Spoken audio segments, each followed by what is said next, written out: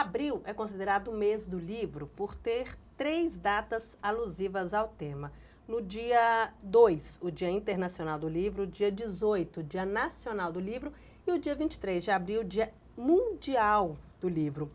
Só daí dá para a gente perceber o quanto o tema é relevante. E é por isso que hoje a nossa convidada do Sete Lagoas em Debate de hoje é a professora Paula Christian Oliveira, que é professora de língua portuguesa, literatura e redação e vai falar para a gente por que a gente ainda precisa insistir na leitura.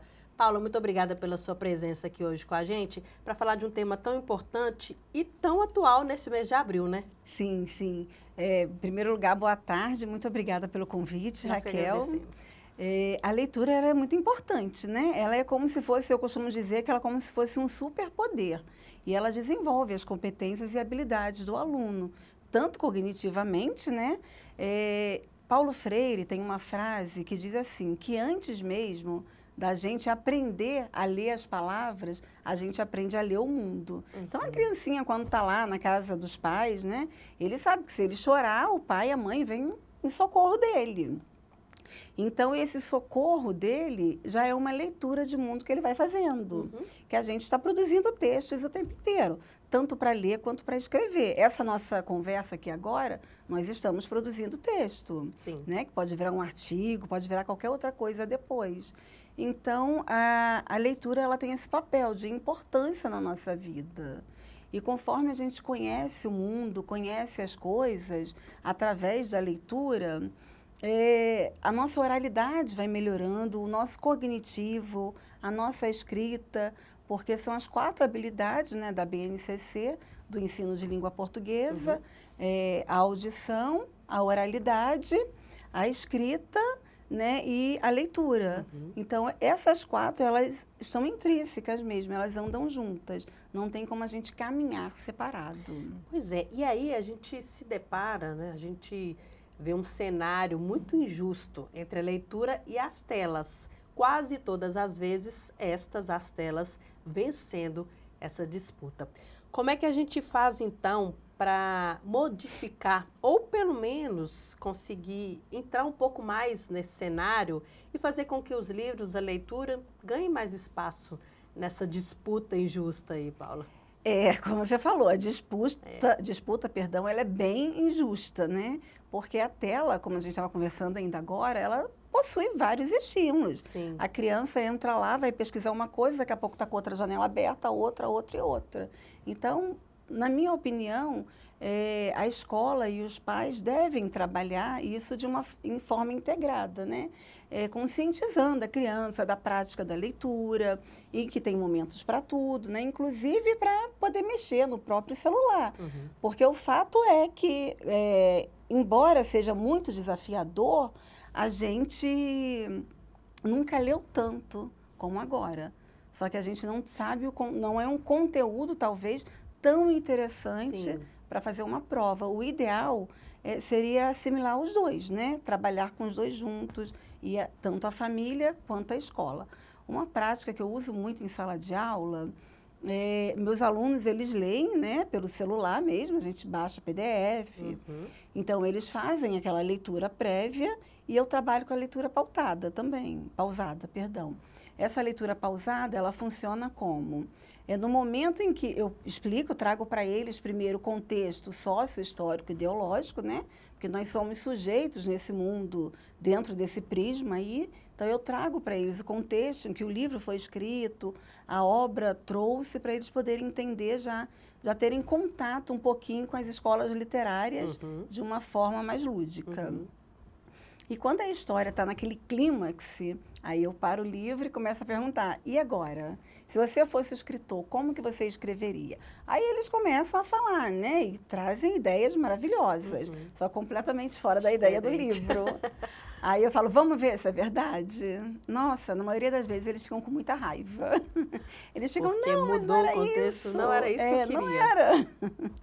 E aí a gente vai trabalhando em cima daquilo. Por que o autor fez essa escolha de palavras, essa seleção e não outras, né? Então, a gente começa a trabalhar dessa forma, aguçando a curiosidade deles.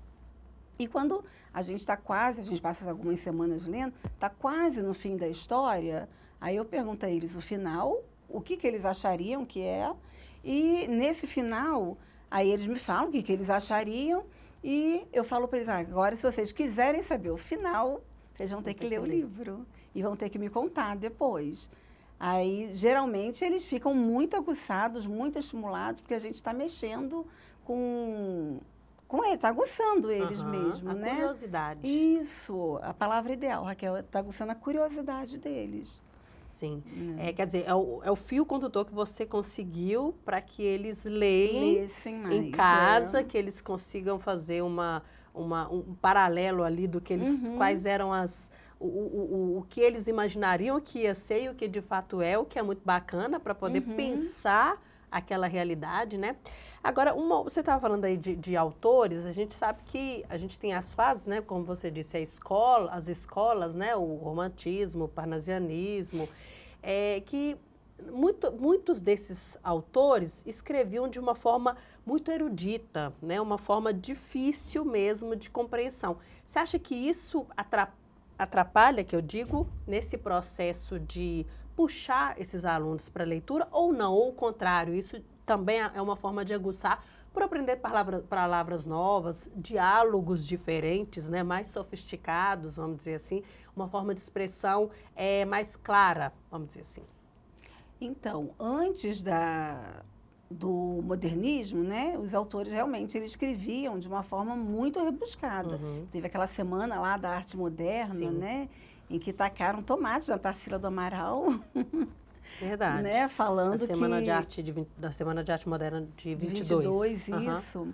Né, falando que, como assim? Você está querendo acabar com a língua, você vai acabar com tudo. A gente precisa escrever. E naquele momento eles viram que era uma forma que nós, brasileiros, a gente não fala como Portugal, né, certinho. Lá eles marcam a crase e a gente aqui não marca a crase. Então, isso é uma competição meio que injusta. Então, a partir dali, a linguagem dos livros, da poesia, elas começaram a vir de uma forma mais leve para a gente. Sim. De uma forma que a gente consegue fazer essa leitura mais fluida e que a gente entenda. Eu acho que a leitura dos livros clássicos, eles são necessários. Porém, a gente deve saber estimular. Não adianta a gente pegar um Machado de Assis, jogar na mão da criança e falar, se vira. Leia. Não adianta, não vai rolar, né? Tipo, é teu.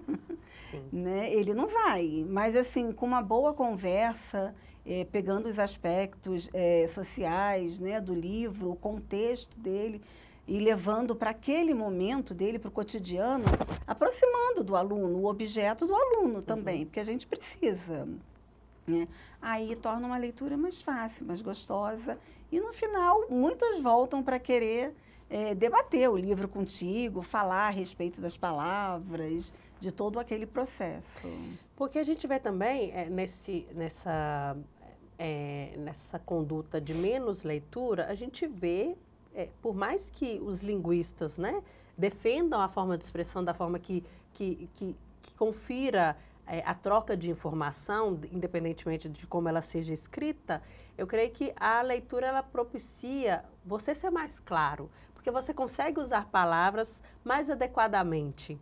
Né? O que você pensa sobre isso? Assim, não defendendo apenas os gramáticos, mas assim, a gente precisa primeiro aprender uma coisa para depois fazer outra. O que você acha? Sim. Então, Raquel, o grande problema, né, é que as escolas, elas tratam coisas diferentes. Elas isolam. A gramática é uma coisa, a leitura é outra, a oralidade é outra. E quando, no fundo, é tudo igual. A gente aprende a gramática para a gente colocar dentro do texto, poder escrever, seja para fazer uma prova Enem, vestibular, depois, né? Então, a gente não pode muito dissociar uma coisa da outra. O que, para mim, é muito injusto é a nossa gramática ser pautada na gramática do colonizador. Sim. Né? Completamente, como eu acabei de falar. Eles marcam a crase, a gente não marca. Então, para a gente fica muito mais difícil. E é lógico, para os alunos fica uma coisa mais chata. Exato. E eles não querem. E distancia, né, um pouco. Distancia. É como se a gramática estivesse lá e eles aqui. Os gramáticos são seres intocáveis. E não. A gente deve partir do pressuposto que os alunos eles já sabem a gramática. porque o Chomsky, ele fala muito. O Chomsky é um linguista norte-americano, né? Já está bem velhinho, mas ele fala muito que nós nascemos com aparelho dotador biológico. Sim. E temos aquela gramática a partir do momento que a gente nasce. Uhum. Né? Tanto é quando você pergunta para a criança, você comeu? Ela responde, comi. Você bebeu? Bebi. Aí você pergunta, você fez? A resposta dela é, fazia. Né? Ela vai seguindo aquela Uma lógica. né? É. Aí no futuro a gente fala para ela, olha, não é fazia, aí já é eu fiz. E ela vai internalizando aquilo. Uhum. Mas quando ela tem um contato com a língua mãe, ela já sabe.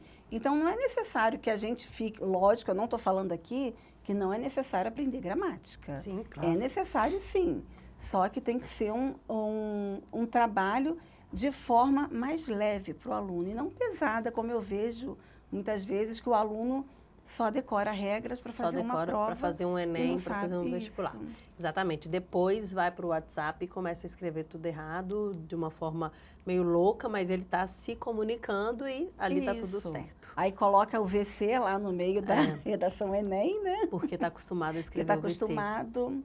Eu costumo dizer que a linguagem é como se fosse uma roupa, né?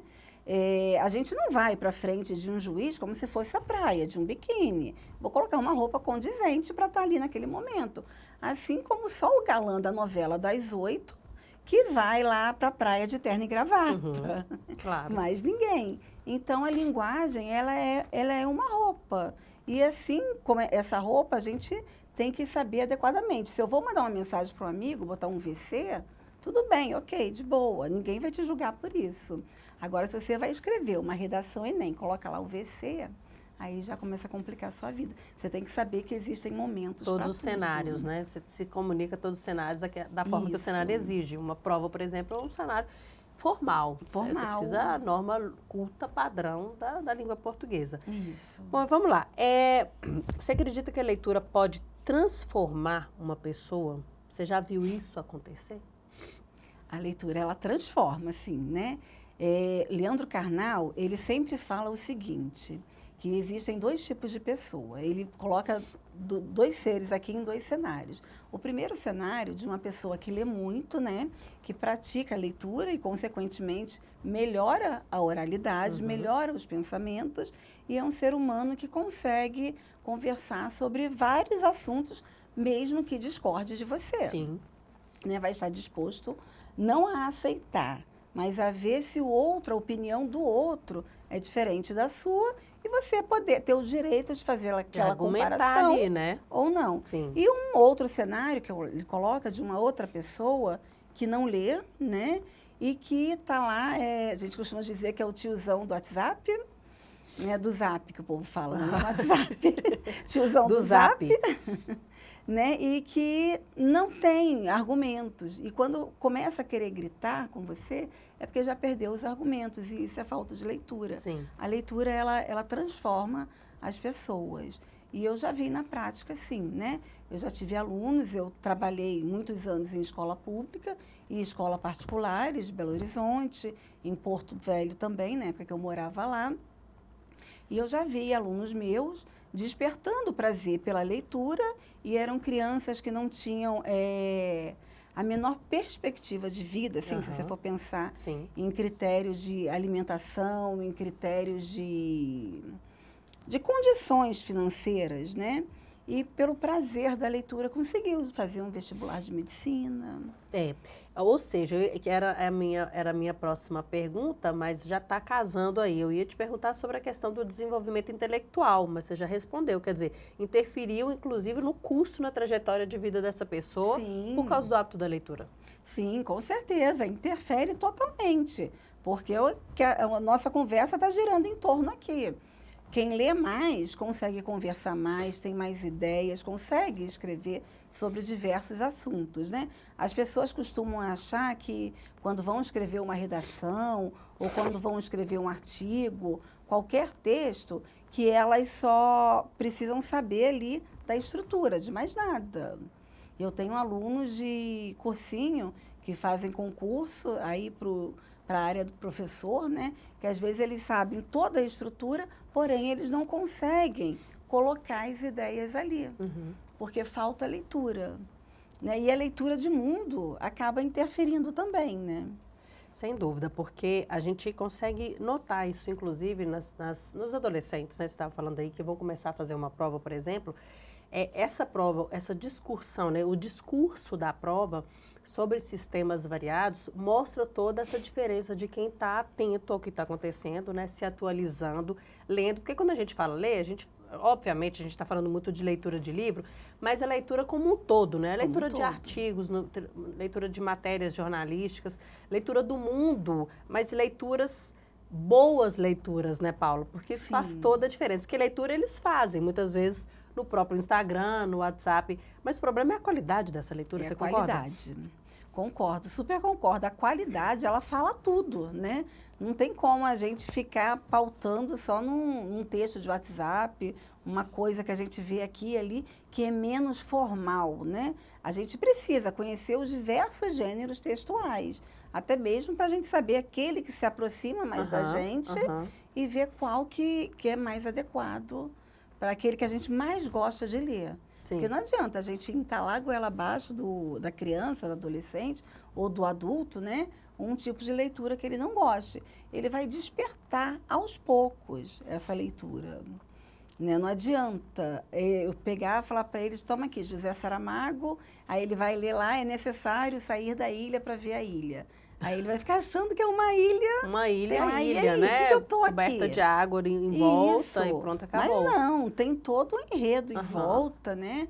Todo um contexto que eles devem saber. Por isso que eu acho importante a gente trazer para essa criança, para esse adolescente, o contexto histórico. Porque aí eles começam a ver. É interessante, muito interessante essa sua didática, porque a gente conheceu um pouco da história do autor, talvez diz muito sobre o livro que ele está fazendo, né? O que ele quer passar naquele dali, qual que é o estilo dele mesmo, como que ele vai conduzir, porque ele tem um estilo ali para poder chegar no objetivo que ele quer. Além de conhecer sobre a leitura em si, você conhece mais sobre pessoas, não é isso? Sim. Os personagens que ele está expondo ali, né?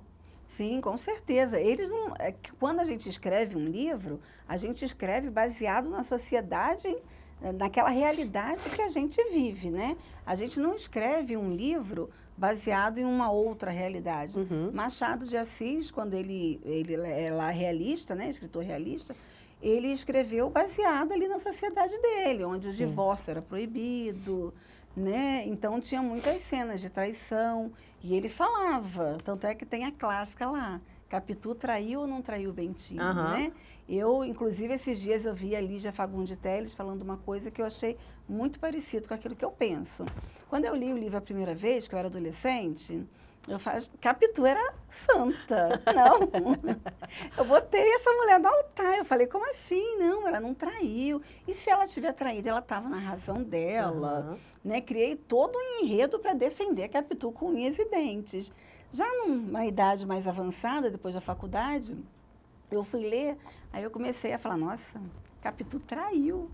Né? E agora, claro para mim agora. Agora está claro, ela traiu. Como ela faz isso, né? Com o Bentinho, e vai aquilo tudo. E essa discussão parece boba, mas ela fica na nossa cabeça. Claro. O livro, ele mexe muito com a gente. Sem dúvida. Né? Você sonha com a história, você dá enredo para ela. Eu já não sei, mas se Capitu traiu ou não traiu. Agora eu estou na dúvida. Aí eu falei assim, eu vou até levar isso para psicóloga, né? Porque é algum problema meu.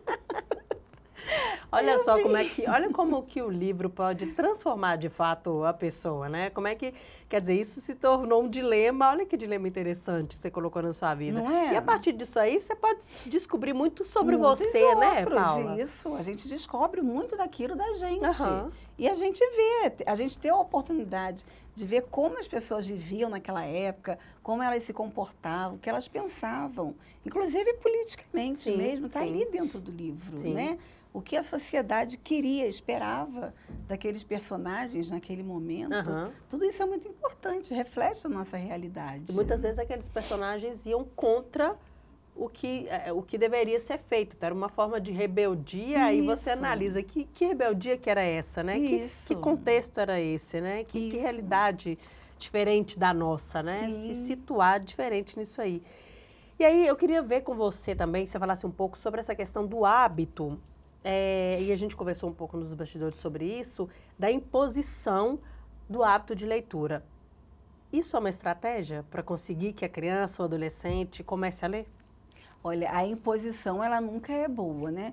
Você colocar o aluno, a criança ou o adolescente, até mesmo um adulto, impor que ele faça essa leitura não é algo bacana, é algo que ele vai acabar achando ruim. Se você está impondo, é ruim.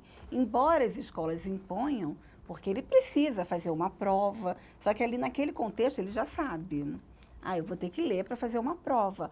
O que a gente costuma fazer muito é ver com o aluno se ele está, ver o que ele gosta de ler. Uhum. Né? O que eu faço é busco os conhecimentos deles, né? O que vocês gostam mais de ler? Só que nem sempre a gente vai ler aquilo que a gente gosta. Sim. Vamos fazer uma negociação. Né? Eu costumo muito dizer, eu amo dinheiro, mas eu detesto trabalhar. Né? Embora eu ame dar aula, ninguém gosta quando a coisa se torna uma obrigação. Só que para a gente ter o dinheiro, a gente tem que ir trabalhar. Uhum. É a mesma coisa para ler. Para você ler aquilo que você gosta, em algum momento você vai ler o que você não gosta. Sim. Também. Então, impor nunca é bom, mas acaba ajudando a despertar. Para mim, o que seria interessante é a gente fazer os nossos combinados, as nossas negociações, né? Para a criança é um pouco mais complicado isso, né, Paula? Justamente porque elas não entendem ainda a necessidade dessa leitura na vida delas. De repente, começar por algo interessante para elas, tipo revista em quadrinho, como é que você acha, ou pelas figuras, e aí através das figuras elas começarem a fazer pequenas frases, estimular nesse sentido? Ou de repente, talvez, a gente lançar a mão de algum desenho que eles vejam, ou algum jogo que eles costumam jogar e trazer aquilo dali para a realidade, comprar uma revista que tenha a ver. Você acha que são estratégias que valem a pena para inserir esse hábito? Sim, com certeza. Eu acho que para inserir a criança no hábito da leitura, ela já tem que vir de berço, né? Tem muitas mães hoje em dia que já leem para as crianças quando elas estão na barriga. A gente já estimula com aqueles livrinhos infláveis na hora do banho. E a criança, mesmo que ela vá lendo errado no futuro, né, futuramente, a gente tem que incentivar. E não falar, olha, você leu errado, tal. Não ficar chamando a atenção para o erro, mas chamar a atenção e estimular aquela criança para a imaginação dela, que ela está imaginando. No momento que ela imagina, ela se leva para a leitura. Sim. Então, o hábito, eu costumo dizer, da leitura, que ele é construído ao longo da vida toda. Né? Mas essa questão das telas, e aí a gente volta nesse assunto, isso rouba um pouco essa criatividade que, né, é aquela questão do tédio. Sim. Não é isso? Sim. O tédio produtivo. A gente tem um pouco de dificuldade de deixar a criança, né, sem fazer nada, a gente tem aquela necessidade, a vida nos provoca isso, a ter sempre que fazer alguma coisa, e a gente passa isso para as nossas crianças, ter sempre que fazer alguma coisa. Mas talvez nesse tédio que ela vai pegar um livro, vai ver uma revistinha, porque isso já aconteceu na minha casa, de ter uma revistinha ali, ó, não tem televisão, não tem jogo, vai fazer o quê? Vai ver revistinha, vai começar a ler revistinha, né? Quer dizer, é um pouco isso, né? Da gente provocar situações. Sim, dessa forma. Você tem que provocar.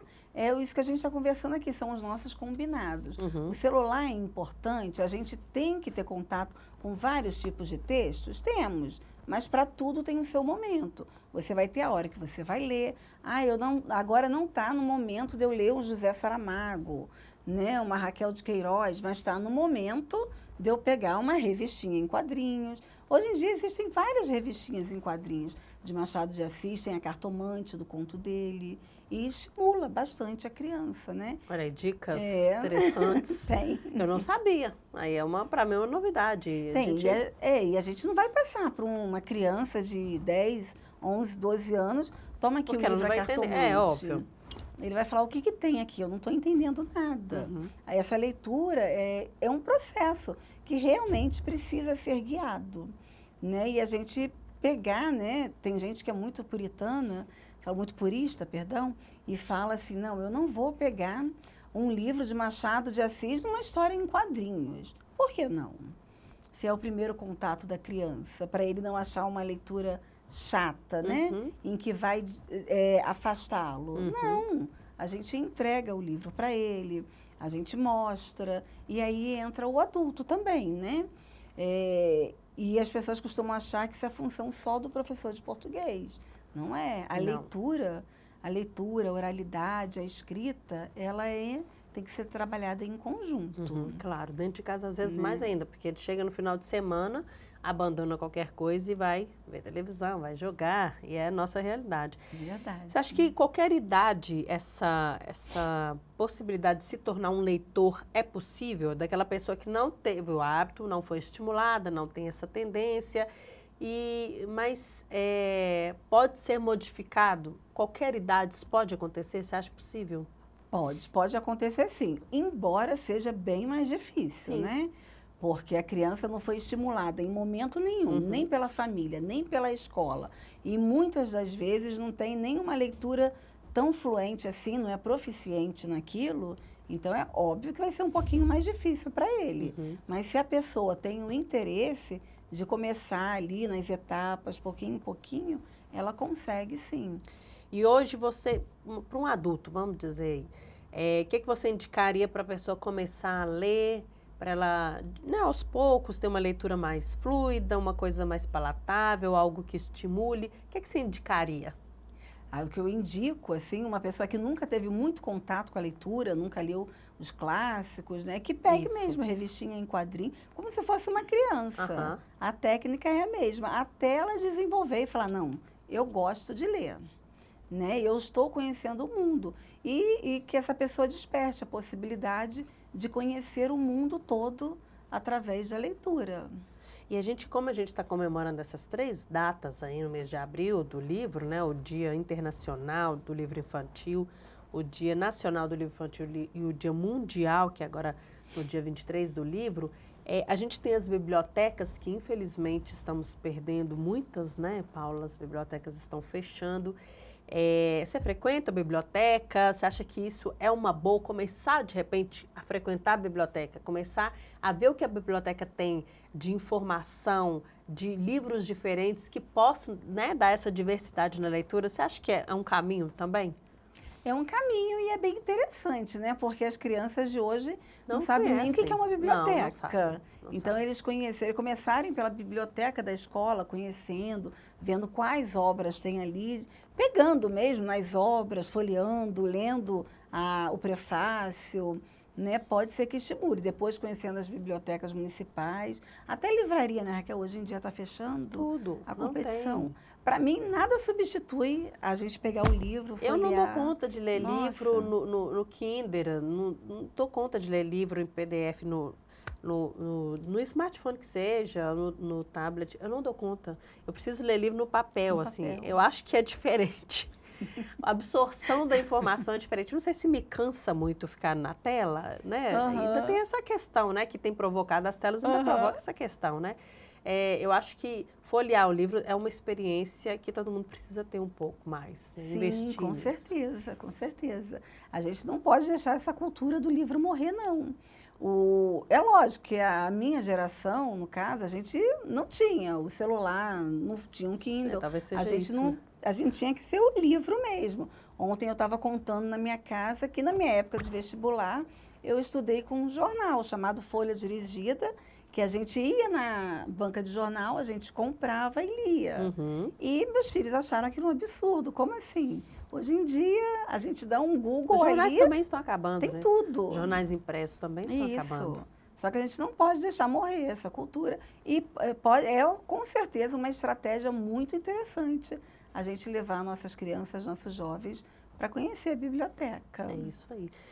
Paula, delícia de papo, eu sabia que ia ser bem interessante, é um assunto que eu gosto muito de falar, e aí a gente já deixa um tanto de dica aí, lembrar as escolas, aproveita ainda, nós estamos no mês de abril, faça uma excursão pelas bibliotecas, né? A biblioteca aqui em Sete Lagoas tem biblioteca pública no centro da cidade, que inclusive tem feito um trabalho muito bacana aí de divulgação. Sim. E que precisa das pessoas conhecerem. Existe, né, na biblioteca pública aqui, uma ala só de escritores sete-lagoanos, que muitas vezes as pessoas nem sabem que existem, e tem uma ala só sobre isso, né? Então a dica é essa, vamos estimular a leitura, vamos introduzir devagarinho, da forma que der, mas um livro, pelo menos, por semana, para que a gente, né, que seja um livrinho fininho, né, Paula? Isso, que a gente leia 5 páginas por dia, mas que a gente leia alguma coisa, Um pouquinho né? todos os dias. E pegue aquele hábito, pegue o compromisso mesmo. Do mesmo jeito que a gente tem um compromisso de almoçar, de jantar, de tomar uma água, um banho, a gente fala, não, hoje eu vou ler 4 a 5 páginas do meu livro.